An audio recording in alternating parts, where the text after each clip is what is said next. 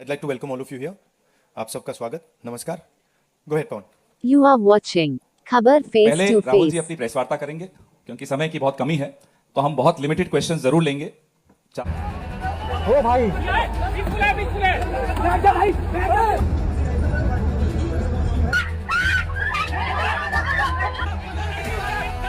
वो बेहोश पेशेंट के ऊपर चढ़ के गए, उन्हें डंडा मारा मेरी आंखों के सामने। हम लोग डॉक्टर से हम शांति से हेल्प करने आए थे, हम नारे भी नहीं लगा रहे थे। उन्होंने बोला तुम्हें बुलाया किसने? डंडे मारे उन्होंने हमें। बंदूक से फायर किया गया और इसके शरीर में जो आपको दिख रहे हैं ये बंदूक के छर्रे हैं।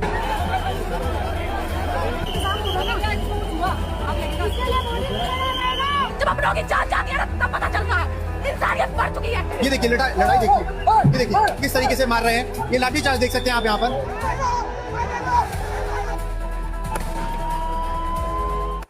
Why is this happening to our students?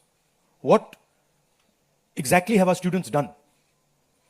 Thousands and thousands of students, what have they done to have security forces aiming weapons at them, to be beaten up, to be thrashed, to be humiliated? What have they done? What have they done wrong? They are protesting peacefully. They are asking for their demands. They are asking for what this country owes them. They're not doing a crime. They're simply asking that, listen, as students in this country, we deserve an education system that works. We deserve an education system that is fair, and we don't have it. Children have committed suicide. Our students go through unlimited stress. And then at the last minute, they're told that the paper has leaked. So there is a legitimate problem. And it is now a very deep problem in this country. So, the thing that is very clear to everybody is that our education system, which was known to be one of the best education systems in the world, is today a rigged system. I don't say this lightly. Thousands of students who are running around outside are not saying this lightly. What is the proof? It's a superficial proof because we don't actually know the exact number. But what we do know is that 152 paper leaks have taken place over the last decade. If you do the math, so one a month. One a month approximately. Every month, lakhs of students are told that all the stress that you went through, you're going to have to go through again. And after that, they're told, we really don't care. We don't care if there's a re-exam. We don't care how much you have to wait. We don't give a damn. 7.5 crore students and their families are affected by this. These are middle class and poor families. They put their hard-earned money into this. And then they literally spat on. And the best part of this is zero convictions. In the last 10 years, 152 leaks have taken place and zero convictions. Zero. So somebody is, or a group of people are destroying our education system, India's most valuable asset, destroying the lives of our students, and what does the government do? Zero convictions. So this is the first reason, an absolutely legitimate reason, why our youngsters are protesting. Thing doesn't stop here. It goes further. It's not just that the system is rigged. It's that the system is unaffordable. And this is a statistic that every youngster knows. But somehow, the government of India doesn't. One exam costs the families who take this exam the same amount of money as our entire education budget. So please think, the government of India, after collecting all the taxes, spends money on the future of our children. That money goes into something called the education budget. It is 1.4 lakh crores. At the same time, every year, 1.32 lakh crore, similar amount, is spent by the families who have taken the NEET exam.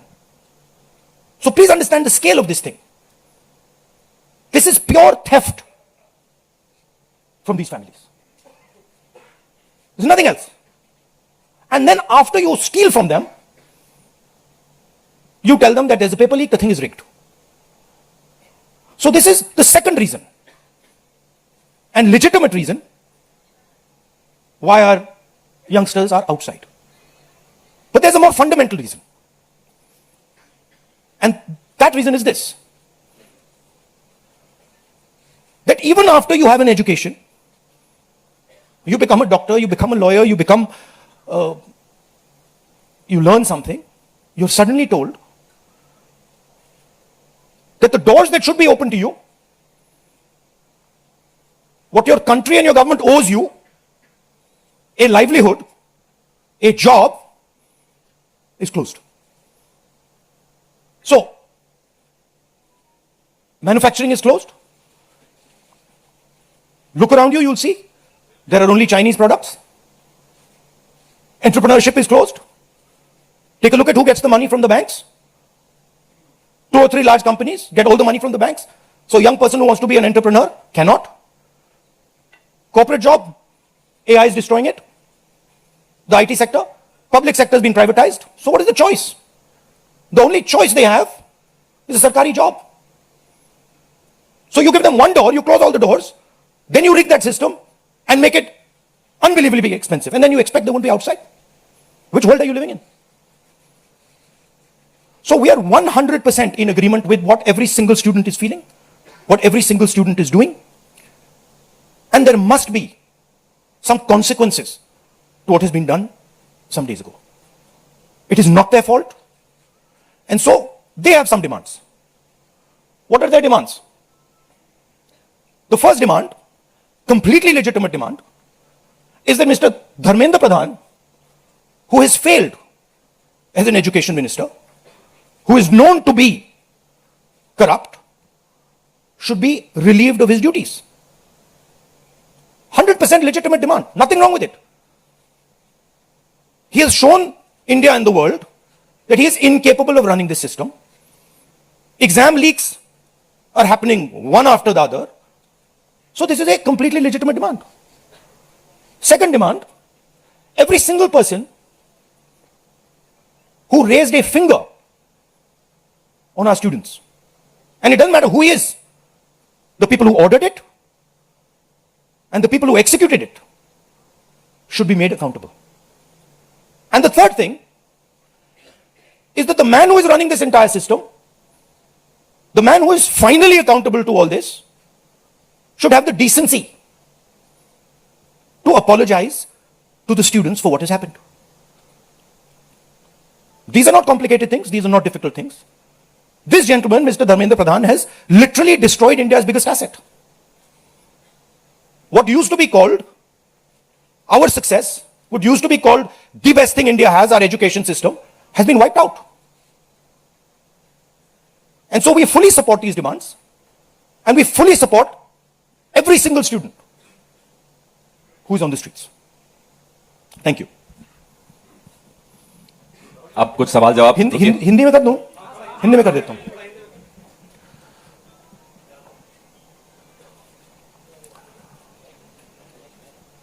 कुछ दिनों से देश के students agitation कर रहे हैं, गुस्से में हैं, पीसफुल प्रोटेस्ट कर रहे हैं. इसके कारण है, पहला कारण, जो हमारा एजुकेशन सिस्टम है, जो पूरी दुनिया में मशहूर हुआ करता था as a great education system, वो अब रिग्ड एजुकेशन सिस्टम है. कितना रिग्ड है वो किसी को नहीं मालूम. सुपरफिशियली दिख रहा है कि 152 पेपर लीक हुए हैं पिछले 10 साल में. सच्चाई नहीं मालूम, क्योंकि ये 300 भी हो सकता है, क्योंकि बहुत सारी बार पेपर लीक हो गया, किसी को पता भी नहीं लगा होगा, वो भी हो सकता है। बट जो हमें मालूम है 152 152 पेपर लीक हुए। स्टूडेंट तैयारी करते हैं, मेहनत करते हैं 8-8 10-10 घंटे 3-4-5 साल के लिए, और फिर लास्ट मिनट उन्हें बताया जाता है देखिए जिनके पास पैसा है, 40 लाख रुपए जिनके पास हैं, 50 लाख रुपए जिनके पास हैं, वो पेपर खरीद सकते हैं। आपकी ईमानदारी का, आपकी मेहनत का कोई मतलब नहीं है। उनको 152 बार पिछले 10 साल में भी यह बताया गया है। 7.5 करोड़ परिवारों को, स्टूडेंट्स और परिवारों को पेपर लीक ने डैमेज किया है। और स्टूडेंट यह सवाल पूछ रहे हैं, पेपर लीक होता है, 7.5 करोड़ युवाओं का नुकसान होता है, मगर पिछले 10 साल में एक भी कन्विक्शन नहीं हुआ, एक भी व्यक्ति का कन्विक्शन नहीं हुआ, 0। तो यह पहला कारण है। दूसरा कारण कि जो हमारा एजुकेशन सिस्टम है यह अनअफोर्डेबल है। मिडिल क्लास के लिए, गरीबों के लिए यह सिस्टम अनअफोर्डेबल है। जितना पैसा हिंदुस्तान की सरकार अपने एजुकेशन बजट में डालती है हर साल, उतना पैसा एक नीट एग्जाम के लिए, जो स्टूडेंट्स एग्जाम लेते हैं और उनके परिवार, उतना पैसा देते हैं। आप सोचिए, सरकार पूरे देश से टैक्स लेती है,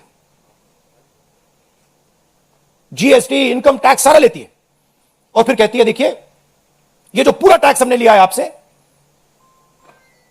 इससे हम 1.4 लाख करोड़ रुपए शिक्षा में डालेंगे। और फिर हिंदुस्तान का एजुकेशन सिस्टम कहता है इन परिवारों से कि आपसे हम 1.32 लाख करोड़ रुपए सिर्फ नीट एग्जाम लेने के लिए लेंगे। This is an insult to every single student in this country. This is an insult to every single family in this country. और ये कौन लोग हैं? ये मिडिल क्लास गरीब लोग हैं। ये अमीर लोगों का प्रॉब्लम नहीं है। ये कॉर्पोरेट हाउसेस का, अदानी अंबानी का प्रॉब्लम नहीं है। ये मिडिल क्लास और गरीबों का प्रॉब्लम है। तो यह है दूसरा कारण। और तीसरा सबसे बड़ा कारण, एजुकेशन के बाद जो होना चाहिए, आप इंजीनियर बन गए, डॉक्टर बन गए, लॉयर बन गए, उसके बाद देश की कमिटमेंट होनी चाहिए कि हम आपको जॉब देंगे, रोजगार देंगे, फ्यूचर देंगे। देश का यही मतलब होता है। देश का मतलब होता है कि हम आपको फ्यूचर देंगे, हम आपको एजुकेशन देंगे, हम आपको हेल्थ केयर देंगे। यह फाउंडेशन होता है देश का। और यह देश कहता है कि नहीं, हम आपसे पैसा चोरी करेंगे, हम एजुकेशन सिस्टम को रिग करेंगे, और फिर उसके बाद सारे के सारे दरवाजे हम बंद कर देंगे। एक ही दरवाजा आपके लिए खुला होगा, सरकारी नौकरी, वो भी रिग्ड है। उसमें भी जिसकी जान पहचान है वो घुसेगा, जिसके पास 40 लाख रुपए वो घुसेगा।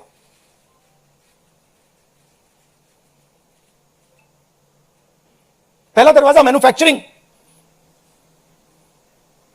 चाइना का माल कोने कोने में बिकता है। हिंदुस्तान की मैन्युफैक्चरिंग बैकबोन खत्म है, स्मॉल एंड मीडियम इंडस्ट्रीज खत्म है। पहला दरवाजा बंद। दूसरा दरवाजा एंटरप्रेन्योरशिप का। बैंक का सारा पैसा 2-3 बिजनेसेस के हाथ में जाता है। आप में से कोई एंटरप्रेन्योर बनना चाहता है, दरवाजा बंद। टीवी पे ऐड जाएंगे, एंटरप्रेन्योर बनो। एंटरप्रेन्योर बनने के लिए लोन की जरूरत होती है, पैसे की जरूरत होती है, वो नहीं मिलेगा। दूसरा दरवाजा बंद। तीसरा दरवाजा कॉर्पोरेट जॉब, आईटी जॉब, जो हिंदुस्तान की सक्सेस रही है, उसको एआई ने खत्म कर दिया है, खत्म कर रहा है। पब्लिक सेक्टर बंद, पूरा प्राइवेटाइज कर दो, खत्म कर दो। तो एक ही रास्ता है, वो सरकार वाला, गवर्नमेंट एग्जाम। और फिर उसमें कहते हैं सबसे पहले पूरी अपनी आमदनी दो, उसके बाद हम सिस्टम को रिग करेंगे। और आप लोग मिडिल क्लास के लोग, गरीब लोग अपना पैसा डालो, और जिसके पास 40-50 लाख रुपए है वो पीछे से बैकडोर से घुस जाएगा। ये 3 कारण है कि दिल्ली के स्टूडेंट्स, हिंदुस्तान के स्टूडेंट्स गुस्से में है, बाहर है। इनको क्या कमिटमेंट चाहिए? ये कोई ज्यादा नहीं मांग रहे। सबसे पहला कमिटमेंट जो सिंबल है इस चीज का, धर्मेंद्र प्रधान मिनिस्टर, सबसे पहले आप सिंबल को हटाइए। बड़ी बात नहीं है। सुसाइड हुए बच्चों के, 152 पेपर लीक्स हुए। स्टूडेंट्स की पहली मांग यह है, इनको हटाइए। दूसरी मांग, जिन्होंने स्टूडेंट्स पर आक्रमण किया है, जो आपने अभी वीडियो देखा, पूरी सोशल मीडिया पे, मतलब हजारों स्टूडेंट्स पे लाठी चल रही है, राइफल्स पॉइंट हो रही हैं, टांगे तोड़ी जा रही हैं, पैलेट गन से मारा जा रहा है। यह आतंकवादी नहीं है, यह हमारा फ्यूचर है। यह हमारे दुश्मन नहीं है, यह हमारे लोग हैं, हमारा फ्यूचर है। तो इन लोगों पर जिन्होंने वायलेंस किया है, हिंसा की है, इन पर एक्शन होना चाहिए। यह स्टूडेंट्स की दूसरी मांग है।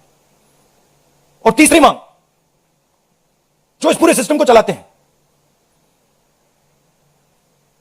उनको स्टूडेंट से अपोलोजाइज करना चाहिए रिस्पेक्टफुली कि गलती हो गई, जो हुआ वो नहीं होना चाहिए था, आप लोगों को चोट लगी है, हम अपनी गलती मांगते हैं, कोई बड़ी बात नहीं है। तो ये 3 डिमांड्स हैं।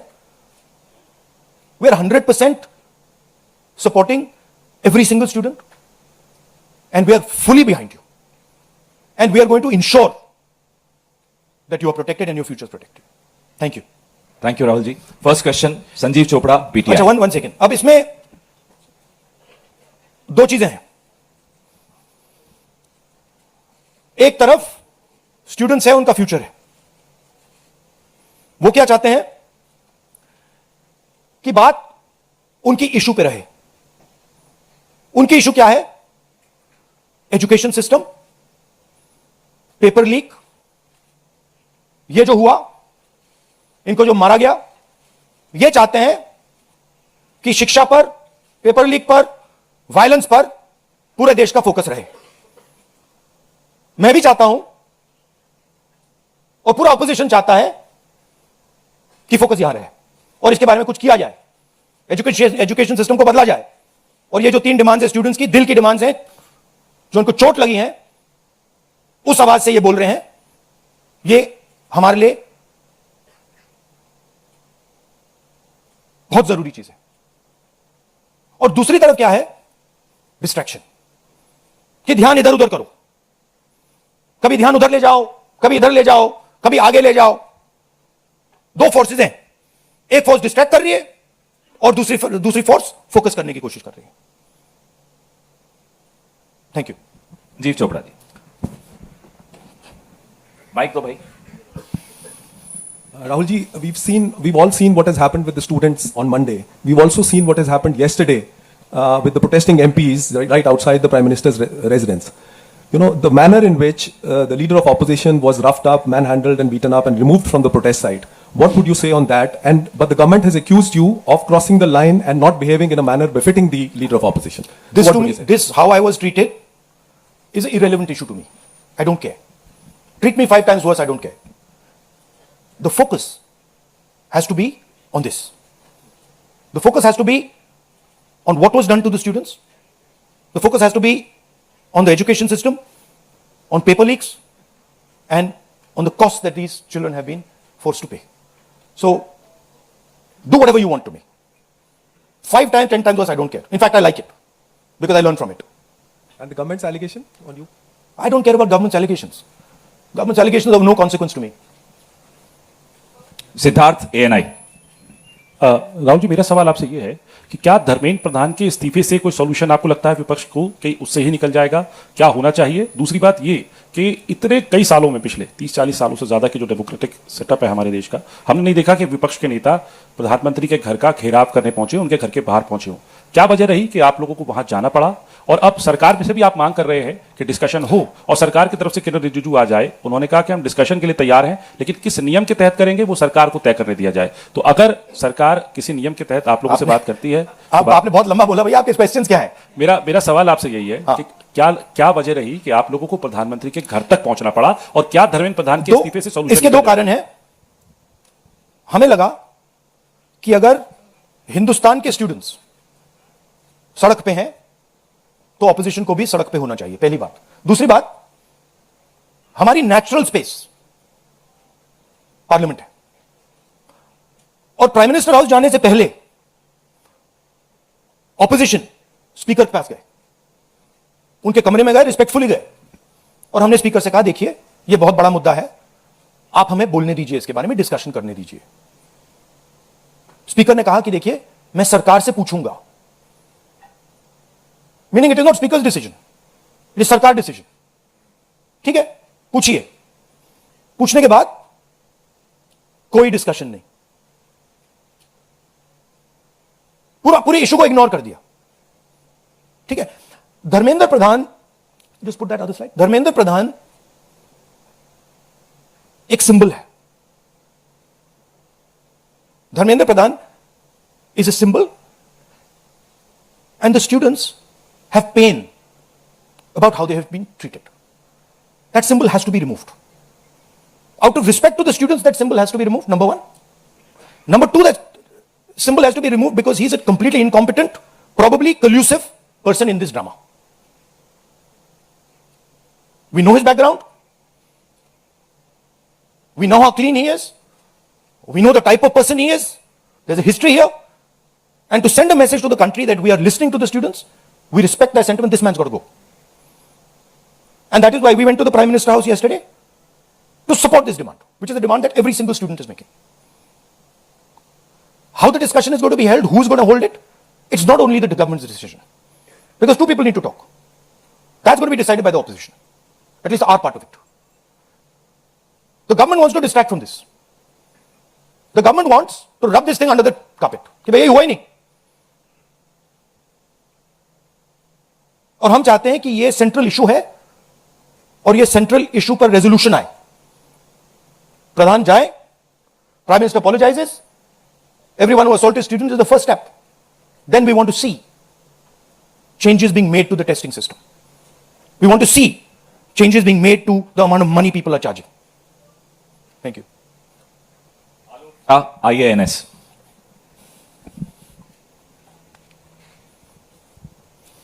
सर मेरे दो सवाल हैं। पहला सवाल ये कि जितेंद्र सिंह जब आपसे मिलने आए थे, जब आप प्राइम मिनिस्टर के घर के आगे धरना दे रहे थे, तो उसके बाद उन्होंने कहा कि राहुल गांधी अपने बात पे अडिग नहीं है, बार बार वो चेंज कर रहे हैं, गोल पोस्ट चेंज कर रहे हैं। दूसरा सवाल ये है कि आपने कहा कि सभी अपोजिशन पार्टीज जो हैं वो इस मामले में एक हैं, लेकिन एक अपोजिशन पार्टी है आम आदमी पार्टी, जिसके सांसद संजय सिंह हैं, उन्होंने ये कहा कि राहुल गांधी छात्रों के आंदोलन को डाइवर्ट कर रहे हैं, हाईजैक करने की कोशिश कर रहे हैं। इस पर क्या कहेंगे? देखिए, हम पूरा सपोर्ट कर रहे हैं छात्रों के आंदोलन को। ठीक है, मेरे मुंह से खून निकल रहा था कल। हम पूरा सपोर्ट कर रहे हैं, पहली बात। आपका पहला क्वेश्चन क्या था? Jitendra Singh is irrelevant in this discussion. I mean, I am not, is irrelevant fellow, he can say whatever he wants. He can say whatever he wants. He's an irrelevant part of this discussion. The discussion is very simple. We have clear demands.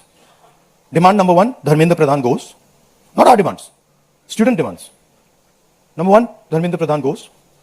Number two, anyone who assaulted the students is punished. Number three, Prime Minister must apologize to students. Mr. Jitendra Kumar wants to see whatever fantasy he wants to see. He's welcome to see it. I'm not really bothered about it. Archana, PTI Hindi.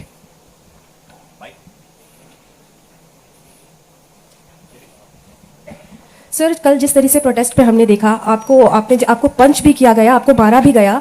What was your experience? क्या हुआ था exactly? It was fine. I'm used to getting punched and all. It's not a problem. It's not a problem. It was fine.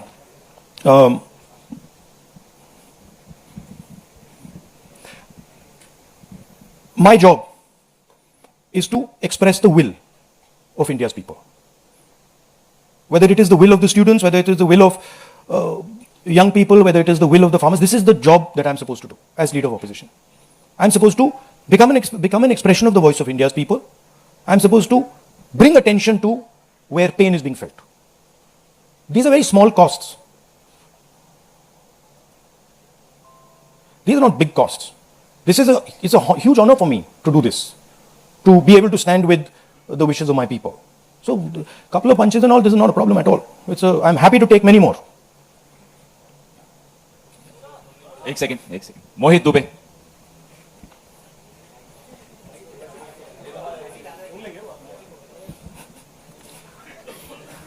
Rahul ji, मैं मोहित दुबे हूं ABP news से। राहुल जी, अभी आपने कहा कि मुझे अपनी सुरक्षा की चिंता है नहीं, लेकिन आपकी सुरक्षा की चिंता मुझे लगता है कि क्योंकि नेता विपक्ष हैं, तमाम लोगों को है। जिस तरीके से कल आपके साथ सलूक किया गया, मुझे लगता है कि आजाद भारत के बाद किसी नेता प्रतिपक्ष के साथ ऐसा सलूक नहीं किया गया। आपको घसीटा गया, बस में डाला गया, छत्रसाल स्टेडियम लेके आप गए हैं। आगे की आपकी रणनीति क्या रहने वाली है? क्योंकि जिस तरीके से छात्रों के हक को लेकर आप लड़ रहे हैं, छात्रों की गूंज के तहत भी, पार्लियामेंट के अंदर भी, पार्लियामेंट के बाहर भी, आगे की अब रणनीति क्या रहने वाली है? सबसे पहले सही है कि पुलिस वाले थोड़ा मतलब मुझे घसीट के ले गए, बट कान में कह रहे थे कि इस सरकार को हटाइए। एक्चुअली मैं राजस्थान का हूं, इनको हटाइए। हम सिर्फ वर्दी पहने हैं। दूसरा कह रहा है मैं हरियाणा का हूं, इनको हटाइए। तो that sentiment is there and सच्चाई एवरीबॉडी नोस। ओके, उन बेचारों को मतलब ऑर्डर एक्सेप्ट करना पड़ता है तो वो करने हैं। But even police is not happy about what has happened. Sensible police people feel that this is a crime that has been done to the future of our country. It's a crime that is being done to the people we love. They can see their children in this. तो पहली बात वो है। दूसरी बात देखिए, यहां तो बड़ा क्लियर है, this is the demand of the students, we fully support it. And whatever आंदोलन is taking place on this front, in Delhi, in any state, anywhere that has to do with these issues, has to do with student issues, Congress party 100%, me 100%, and the opposition as a whole 100% is supporting this. We are going to continue supporting it. The deeper problem is the government. There is a fundamental issue on jobs that is causing tremendous pain, and I've already said that we are heading into a storm. This is just signs that the storm is coming. But when the Iran war impact is felt, then you will see that there will be serious problems coming as a result of the pain that is being caused to farmers, to students, to other people. Anyway, I'd like to thank all of you. Arun Kumar Singh. ये